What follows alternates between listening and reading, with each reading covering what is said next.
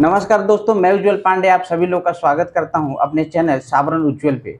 तो आइए दोस्तों, आज मैं गरीब स्थान के जो मुख्य महंत जी हैं, बाबा हैं, उनसे कुछ बात करेंगे और महादेव का क्या महिमा है उनके बारे में बात करेंगे। ठीक है, तो आइए इनका परिचय लेते हैं। बाबा, आप अपना परिचय दें। मेरा नाम विनय पाठक है और मैं यहाँ का प्रधान पुजारी हूँ। जी और मेरी यहाँ छठी पुस्त है।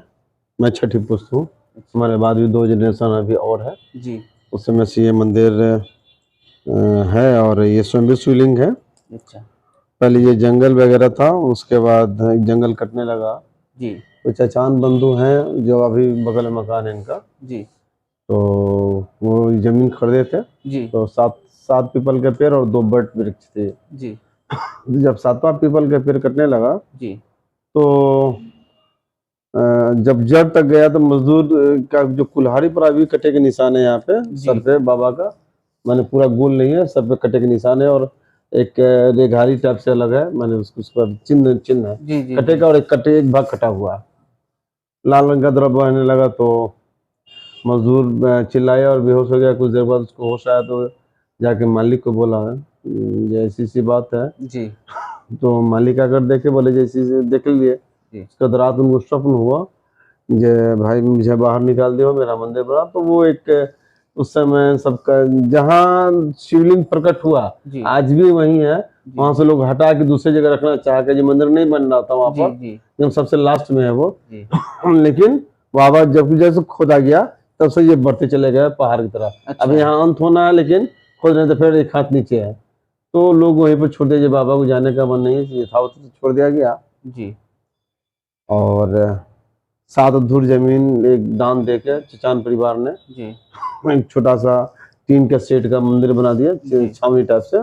जी और 1942 में फिर मंदिर का चचान बंधु केदारनाथ चचान और बद्रीनाथ चचान मिलकर किए, उनके 2 पुत्र जी थे। जी तो उस समय सवा 2 कट्ठे जमीन और देके मंदिर के 42 में जी विस्तार किया गया।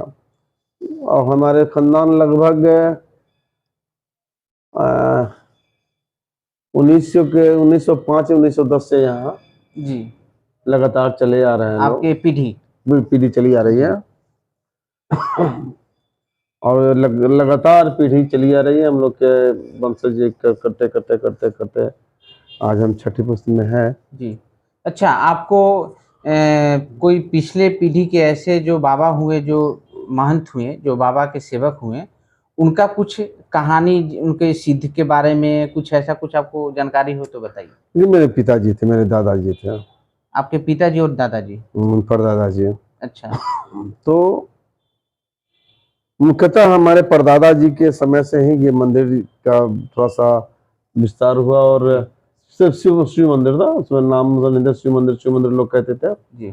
लेकिन एक भक्त का नाम दिया गरीबनाथ, उसका जो वैसी मनोकामना पूर्ण हो गई थी जहाँ उसकी जीवन मरण की बात थी। और बाई कास्ट लाला जी थे वो लोग। अच्छा। मुंशीगिरी के काम करते थे सोतापट्टी में, एक सेठ जी के यहाँ।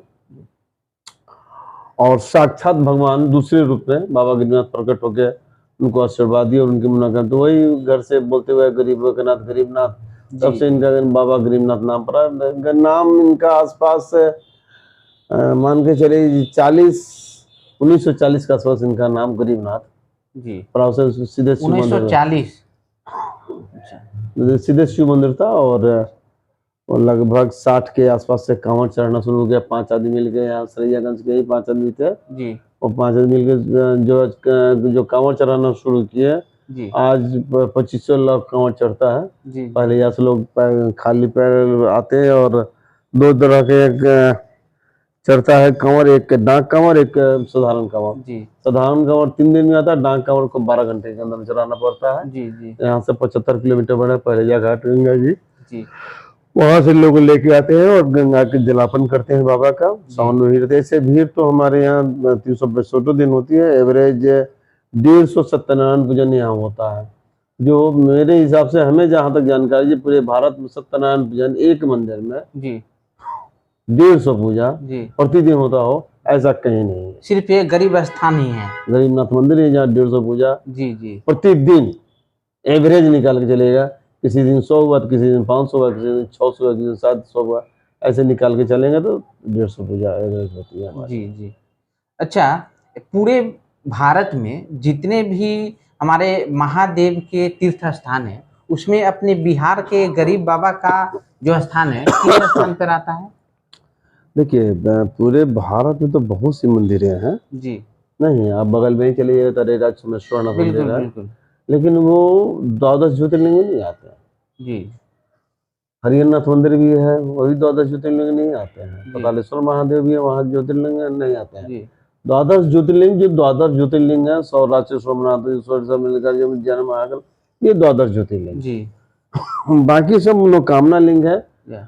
बासुकीनाथ भी है, बाबा बैद्यनाथ बासुकीनाथ भी, लेकिन बैद्यनाथ आते हैं अभी। बैद्यनाथ 2 प्रकार के हैं, एक परली बैद्यनाथम च, एक रावणेश्वर महादेव बैद्यनाथ है। जी तो विद्वानों के मत में भिन्नता आ जाती है, ये बैद्यनाथ 12 ज्योतिर्लिंग है या ये बैद्यनाथ 12 ज्योतिर्लिंग है, से मतांतर है थोड़ा सा, लेकिन वो विद्वानों की बात है, उसमें मेरा कोई हस्तक्षेप नहीं है। जी।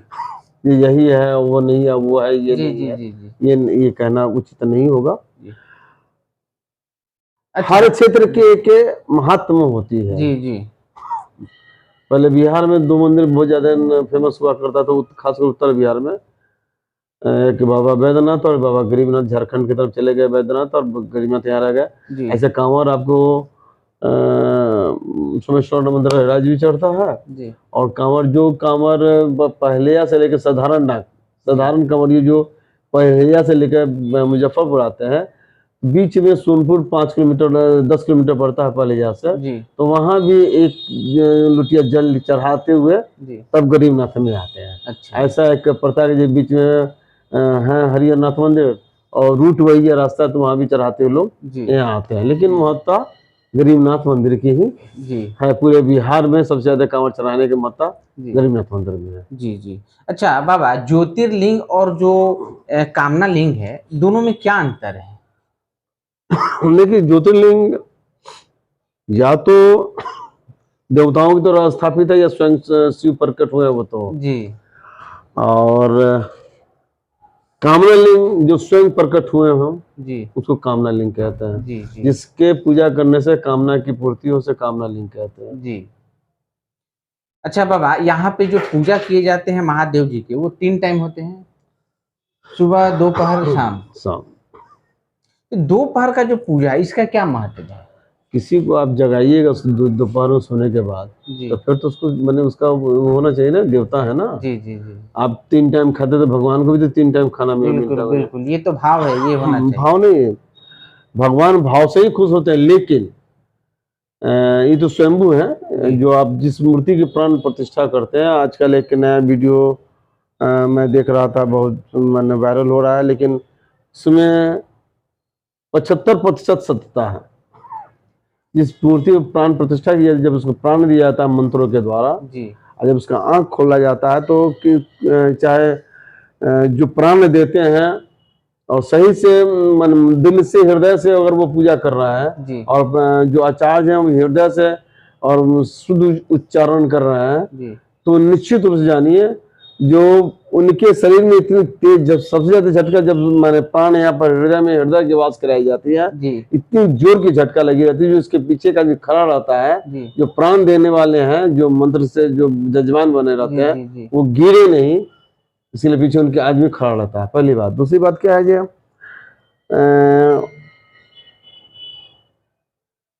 जब उनकी आंख खोली जाती है तो सामने शीशा रखा जाता है, जो वो वेव जो है जी आदि बर्दाश्त में शीशा टूट जाता है जी। मैं समझता हूँ कि जो बात आप बता रहे हैं ये बहुत ही रहस्य, शायद ही मैं कहता हूँ पूरे भारत में किसी चैनल पे बात को बताया गया होगा। बड़ा ही इंटरेस्टिंग आपने बोला। एक बार फिर से थोड़ा बताइए कि क्या मतलब है। जैसे आपने बताया कि जब आप प्राण प्रतिष्ठान करते हैं मूर्ति, किसी भी मूर्ति का, तो उसमें झटका लगता है हृदय में, ये आपकी अनुभव है? मैं तो कम से कम 50 प्राण मूर्तियों के प्राण प्रतिष्ठा। थोड़ा इस अनुभव को थोड़ा सा समझा कर देखिए, अनुभव ये है, जब हम प्राण प्रतिष्ठा कराने चलते हैं और जो यजमान होते हैं जी, जो प्राण प्रतिष्ठा का मंत्र होता है जी, तो सभी अंगों को छू छू कर, वहाँ का नाखून का अलग होता है, उंगली का अलग होता है, ये उंगली का 5 उंगली, 5 उंगली का अलग होता है, पैर का अलग होता है, पेट का अलग होता है, नाभि का हृदय अलग होता है, त्वचा का अलग होता है, आंख का अलग होता है, नाक का अलग होता है, कान का अलग। लेकिन मुख्यतः जब सबसे अंत में होता है हृदय का, जहाँ प्राण वास करता है, जब वहां तो वहां झटका मारता है। ये आप खुद आप जैसे कराएंगे तो आपको झटका लगता है? हम कराएंगे नहीं, अगर हम जजमाने और मूंगफली और हम स्पर्श करना पड़ता है, जैसे वहां स्पर्श करेंगे और मंत्र बोलेंगे तो झटका, जैसे प्राण उसमें आएगा तो मूर्ति का चेहरा बदल जाएगा। जो आप मूर्ति खरीद के लाए हैं विग्रह, और जब स्थापना की उसके विग्रह में दोनों का फोटो और खींच के लेंगे तो उसके मैंने फोटो में और इसके चेहरे में अंतर आ जाएगा। जी जी, बहुत ही रहस्य बात बाबा बता रहे हैं। अच्छा बाबा, आप कितने दिन से सेवा कर रहे हैं? देखिए, उम्र तो मेरी 60 साल हो गई है। पिताजी के गुजरने के बाद मैं यहाँ आया। हमसे भी बड़े 4 भाई हैं, लेकिन मुख्यतः मुझे ही यहाँ बुलाया गया घर से, और तब से मैं हूँ। ऐसे संस्कार तो मुझे बचपन से ही का, जो ब्राह्मण कुल में पैदा लिया हूँ और पुजारी कुल में महंत परिवार में पैदा लिया हूँ, तो निश्चित रूप से संस्कार तो आनी ही आनी थी। तब से मैं पूजा पाठ में लिप्त करता हूँ। लेकिन मुख्यतः आपकी क्या एज थी जब बाबा के शरण में आप आ गए? देखिए, बाबा के शरण में तो हम लोग पैदाइशी है, जन्मजात तो है, जन्मजात है नहीं। लेकिन मुख्यतः पिताजी के मरने के बाद, मैंने 97 में पिताजी गुजरे जी, और 97 के बाद मैं नौकरी छोड़ के जी इस स्थान को ग्रहण किया। देखिए, एक तो है कि अपना परिवार आपका आ रहा है इनका सेवा देते हुए, तो खुद व खुद आपको, मैंने आपको बताया ना, पिताजी के 97 जब गुजरे तब से मैं यहाँ प्रतिष्ठित हूँ जी, तो उस पद को अभी तक सुशोभित मैं कर रहा हूँ। अच्छा, जब आप इसमें जब योगदान देना बाबा के सेवा में पिताजी के बाद लगे, तो कुछ ऐसा रहस्य है जो आपको महादेव ने आपको स्वप्न में कुछ कहा हो, या फिर आपका रुझान अचानक बढ़ा हो, आपको ऐसा रियलाइज हुआ हो कि बाबा हमें स्वीकार करना चाह रहे हैं, अपनी सेवा में लेना चाह रहे हैं? एक चीज मैं आपको बताता हूँ। जब मैं आया तो 6 एक्सीडेंट हुआ मेरा। अच्छा। सीना का हड्डी टूटा, ये भी अभी पैर में रॉड लगा हुआ है, सामने से गाड़ी धक्का मार दिया, आप नदी में डूबने से बचे, और 2 घटना और घटे, इसमें प्राण जाने का पूर्ण संभावना। 6 घटना जी, और साक्षात आपके सामने बैठे हुए हैं, तो इससे बड़ा प्रभु की कृपा क्या चाहिए? कुछ नहीं, बिल्कुल नहीं, बिल्कुल। और प्रभु अपने आगे कुछ नहीं करते हैं, वो माध्यम भेजते हैं। जी जी, जैसे कि आप हवा में उछले तो आपको उछलने के बाद गिरने का जो लय होता है, गिरने का जमीन भूमि का जी, तो एक कहावत, जोर के झटका धीरे से लगा जी, तो ये प्रभु कृपा होती है। जब मरना चाह रहे थे, मरे नहीं, पैर टूट के रह गया। बाबा के शरण में आने के बाद आपकी 6 दुर्घटना जानलेवा होनी जी जी, शरण में आने के बाद। और ऐसी ये अनुभूति की चीज होती है, ये बताने की चीज नहीं थी। ये प्रभु मेरे मन में आए, सपने में आए और ऐसे बोले, तो ये मेरे हिसाब से यथार्थ नहीं होगा। जी जी, मैं इस बात को समझ, जैसे हम आपके पास बैठे हुए हैं तो हमें जो अच्छा लग रहा है, ये चीज दर्शक होते हैं वो तो शब्द सुनेंगे, यदि ढंग से इस सत्संग को सुनेंगे तो उन्हें भी अनुभव होगा कि बाबा जो कह रहे हैं उसमें कितना अनुभूति की चीज होती है, वो अनुभव होनी चाहिए, अनुभूति होनी चाहिए। प्रभु कृपा एक तो सीधे वे में आता है जी, सीधे रास्ते आता है, एक माध्यम से होता है जी। जैसे कि हमको भी पैसे की जरूरत पड़ी जी, कोई ऐसा भक्त आ जाएंगे, कहेंगे अच्छा बाबा, चाहे गरीब आदमी है, आया बाबा के शरण में, ऐसा रास्ता वो दिखा दे, फलना के बजाओ, उस माध्यम से उसका कार्य हो जाता है। यूं ही कोई पत्थर को नहीं पूछता है। जी जी, बिल्कुल, यूं ही कोई पत्थर को नहीं पूछता है, नहीं पूछता है। कुछ तो उस पत्थर में खासियत है, बिल्कुल, तो उस पत्थर को लोग पूछता है जी, नहीं जी जी, और पत्थर कार्य करता है जी। अब महामृत्युंजय मंत्र कराता है, मंत्र में शक्ति है तब तो काम होता है, लेकिन जपने वाला भी वो सही चाहिए और जाप करने वाला भी उसी चाहिए जी। अच्छा तो होता है। बाबा, जो आप इतना दिन से पूजा कर रहे हैं, मेरा फिर एक बच्चा सा दर्शक के तरफ से मेरा बच्चा वाला सवाल है कि जैसे आप इतना दिन से पूजा कर रहे हैं, तो अनुभव, मेन जो बात आपने जो बताया ये काफ़ी है, लेकिन कुछ बताइए कृपा करके कि उनका आपका साक्षात्कार हुआ हो, जिस प्रकार भी, वो थोड़ा सा आप शेयर। देखिए, किसी न किसी रूप में तो साक्षात्कार रोज होती है। जब आप इनके पास बैठेंगे, जी हृदय साफ करके बैठेंगे, पूजा में बैठेंगे, ध्यान करेंगे, तो कोई तो शक्ति आपको अंदर से ऊर्जा, कभी कभी ऐसा होता है ना, जैसे कि हम आरती कर रहे हैं और घी पगलने लगता है। जी जी और कपूर पगलने, जो ओरिजिनल कपूर होता है ना, पानी हो जाता है, जलने के बाद वो पानी के स्वरूप हो जाता है। जी हम लोग रखते हैं तो हाथ पर लेके चलाते थे, सब जला हुआ है, सब देखिए मेरे परिवार में लगभग लोग को सब जला हुआ मिलेगा। जी जी नहीं तो हम लोग का आरती थोड़ा सा विशेष आरती होती है जी बाबा गरीबनाथ की आरती और श्रृंगार विशेष ही होता है, जी विशेष ही होता है, जान लीजिएगा। कभी आरती इनका अगर देखना होता है, कभी आरती इनका देखें आप, सुबह का, दोपहर का और रात का, तो विशेष आरती जी होता है, तो वो इन पर आ जाता है। लेकिन जलता तो है, ये कुछ नहीं होता। देखिए सब पूरा जला हुआ है, सब देख रहे हैं, सब जला हुआ देख रहे हैं, सब जला हुआ है, सब जल जाता है। हाथ ही सब देख रहे हैं, सब जल जाता है ये सब। अच्छा लेकिन जी जब जलता रहेगा तो आपको अनुभूति नहीं होगी। जब आरती का विराम हो जाएगा तब तो आपको होगा जी जा यहाँ तो जला हुआ है, थोड़ा सा ये फोका पड़ गया, फिर छूट जाता है। अच्छा बाबा, बहुत ही उत्सुकता हो रहा है मुझे जानने का, कभी ऐसा हुआ हो कि किसी रूप में बाबा, साधु के रूप में, महादेव मेरे भगवान शंकर, भोलेनाथ, इनका तो अनंत नाम है। देखिए हमको इनका दर्शन नहीं हुआ, अब ऐसा हम कहेंगे जब हमको अनुभूति हुई यही भगवान महादेव हैं, ऐसा नहीं। ये अनुभव होती है जब महादेव हमारे साथ में है, ये अनुभव सदैव हमें होती है, हमेशा हमेशा होती है। अभी हाल फिलहाल में घटना सुना रहा हूँ, 2 मई को जी मैं एक टिकट यहाँ से बिहार संपर्क क्रांति खुलती है जी हम ये थे जो हम वैशाली से हमारा टिकट है, हमको 11 बजे तो 10:30 में निकल जाना था, और बिहार संपर्क गाड़ी खुलती है 10:30 में जी टाइम टेबल का। और जिसने मैंने टिकट कटा है, गोलू नाम का एक लड़का है, टिकट जो तत्काल टिकट करता है, उससे भी आप बात कर सकते हैं, उससे भी पूछ सकते हैं जी। तो मैं पूजा करके और वो थोड़ा सा नाश्ता मैं कर रहा था, जब मुझे जाना है बैग इन बैग है, तो हम 11 बजे तो 10:20 में फोन आया, जब बाबा ट्रेन में बैठ गए आप जी, तो उन्होंने कहा, हमने कहा ट्रेन तो वैशाली का 11 बजे है जी, और मुझे जाना है 11 बजे। तो बाबा ट्रेन 10:30 में आए और 10:20 हो गया। हाँ जब तो सामने अन्य एक रोटी बची हुई थी, मैं 2 रोटी खाता हूँ जी, मेरी सुबह में 2 रोटी मैंने 10 बजे खाता हूँ मैं तब से जब से मैं बीमार पड़ा हूँ जी, ये ओल्ड एज तो अपने आप में एक बीमारी है, उसके बावजूद भी इतनी फुर्ती और इतनी ताकत महादेव की कृपा से है, इतना हड्डी टूटने के बाद, इतना होने के बाद, डायबिटीज होने के बाद, खैर तो अब क्या करें मुझे सारा पैकेज करते हुए 10:30 ही बज गया जी।